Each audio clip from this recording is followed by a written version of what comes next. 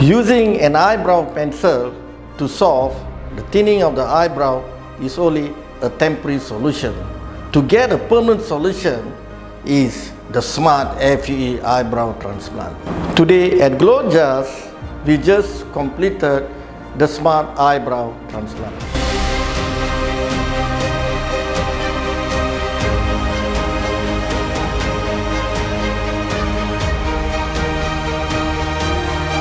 The nape of the neck. We have just completed the Smart eyebrow transplant.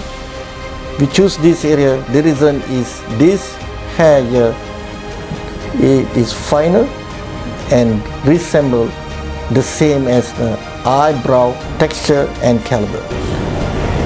We can see in the Smart FUE technique, the extraction site already started to close.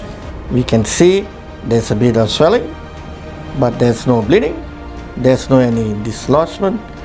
All the graft is intact according to the angle, direction and the density. And from today onwards, his problem is settled. This hair will grow and will be a permanent solution for him. This is on the left side of the eyebrow. This is on the right side of the eyebrow.